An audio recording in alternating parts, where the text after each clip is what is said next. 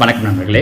ஏற்கனவே நம்ம ப்ராபபிலிட்டி நிகழ்தகவு டாப்பிக்லேருந்து ஒரு 4 டைப்பில் வீடியோ போட்டிருக்கோம். ஃபஸ்ட்டு டைப்பில் பார்த்தீங்க அப்படின்னா பேசிக்காக நிகழ்தகவுனா என்ன, அதில் என்ன மாதிரியான கொஷின்ஸ்லாம் கேட்பாங்க அப்படிங்கிறது. செகண்ட் டைப் என்ன சொல்லியிருந்தோம் அப்படின்னா காயின்ஸ், நாணயங்களை வச்சு எந்த மாதிரிலாம் கொஷின் கேட்பாங்க அப்படின்ட்டு. தேர்ட் டைப்பில் டைஸ், பகடையில் வச்சு அவங்க கொஷின்ஸ் கேட்டாங்கன்னா எப்படி ஆன்சர் பண்ணுறதுன்றதையும்.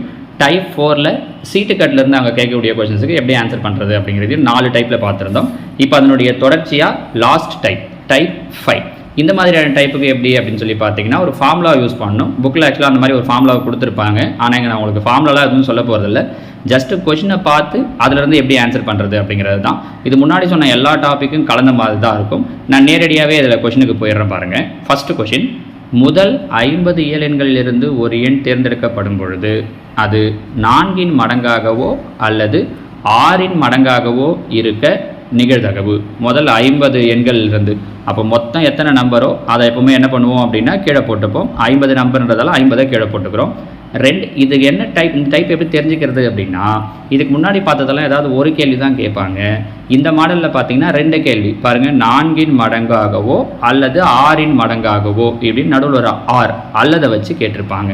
4 மடங்கு, அப்போ 50க்குள்ளே 4 மடங்கு, அதாவது 4ஆம் வாய்ப்பாட்டில் வரக்கூடிய நம்பர் எத்தனை இருக்குன்னு பார்க்கணும். இது உங்களுக்கு புரியறதுக்காக சொல்லியிருக்கேன் பாருங்கள்.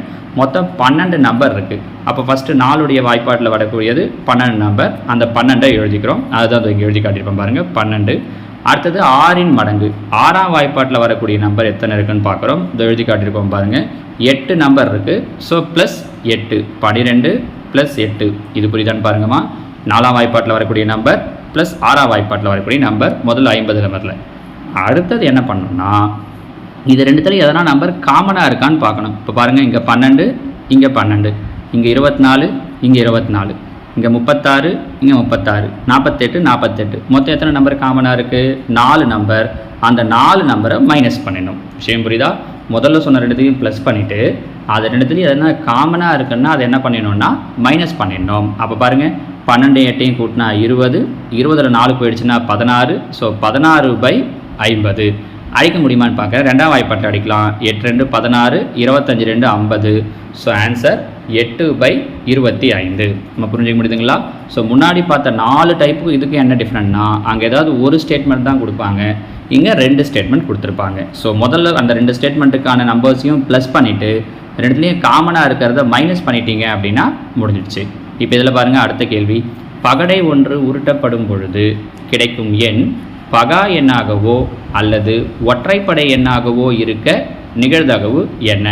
பகடையை உருட்டுறாங்க. அப்போ பகடையை உருட்டுறாங்கன்னா என்ன ஞாபகம் இருக்கா? டைப் 3ல் சொல்லியிருக்கோம். மொத்தம் எத்தனை சான்ஸ் இருக்குன்னா 6 சான்ஸ் இருக்குது. அப்படி கிடைக்கிற எண் பகா எண், 6க்குள்ளாடி இருக்கிற பகா எண் எது? 2 3 5, மொத்தம் 3 நம்பர். அப்போ 3 ப்ளஸ் ஒற்றைப்படை எண்கள், ஒற்றைப்படை எண்ணா எது? 1 3 5, அது ஒரு 3 மைனஸ் இது ரெண்டுத்துல எதனா பொதுவாக வந்திருக்கான்னு பார்த்தா ஆமாம், 3 5 3 5 பொதுவாக வந்திருக்கு 2 நம்பர். அதை மைனஸ் பண்ணிடணும். அப்போ 3 3 6, 6ல் 2 போயிடுச்சுன்னா 4. ஸோ 4/6 கேன்சல் பண்ண முடியுமான்னு பார்க்குறேன். 2 4 3 2 6. So final answer 2/3. புரியுதா? இது இவ்வளோ பெருசு எழுதியிருக்கிறதுலாம் உங்களுக்கு புரியறதுக்காக எழுதியிருக்கிறது. சரிங்களா? நீங்கள் ப்ராக்டிஸ் பண்ணி பார்க்கப்போ இல்லை கொஷின் நம்ம கொடுக்குற போது டக்குன்னு எத்தனை நம்பர் வருதுன்னு மட்டும் பார்த்து எழுதிங்கன்னா போதும். சரிங்களா? அடுத்ததாக இல்லை 3வது கேள்வி பாருங்கள். 52 சீட்டுகள் கொண்ட ஒரு சீட்டுக்கட்டிலிருந்து சமவாய்ப்பு முறையில் ஒரு சீட்டு தேர்ந்தெடுக்கப்படும் பொழுது அச்சீட்டு ஒரு சிவப்பு நிற சீட்டாகவோ அல்லது ராஜா சீட்டாகவோ இருக்க நிகழ்தகவு. 4th டைப்பில் சொல்லியிருந்தோம். சீட்டு கட்டுனாலே கீழே நீங்கள் என்ன நம்பர் போட்டுடலாம்? 52. எடுக்கிற சீட்டு முதல்ல என்ன சொல்லியிருக்காங்கன்னா சிவப்பு சீட்டு.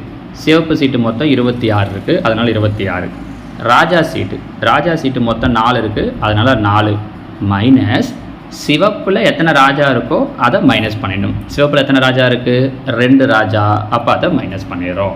ஸோ 26 4 30, 30ல் 2 போயிடுச்சுன்னா 28. அப்போ 28/52 4ஆம் வாய்ப்பாட்டில் அடிக்கலாம் பாருங்கள். 7 4 28, 13 4 52. So answer 7/13. அவ்வளோதான், முடிஞ்சிச்சு பாருங்கள். ரொம்ப சிம்பிளான டைப்மா.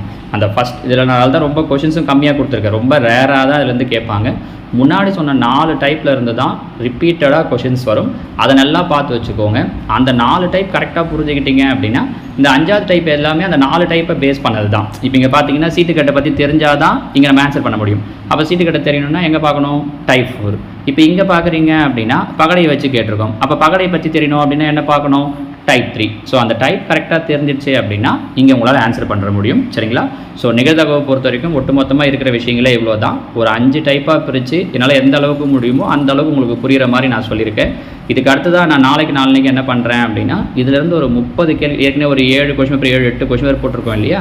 இந்த நிகழ்தகவு டாப்பிக்லேருந்து மட்டுமே தனியாக ஒரு 30 கேள்விகள் வச்சு ஒரு கொஷின் பேப்பர் நான் கொடுக்குறேன். அதையும் ப்ராக்டிஸ் பண்ணிட்டீங்கன்னா நிகழ்தகவு நாங்கள் கேட்குற எல்லா கேள்விக்கும் உங்களால் ஆன்சர் பண்ணுற முடியும். ஓகேவா? Okay, thank you.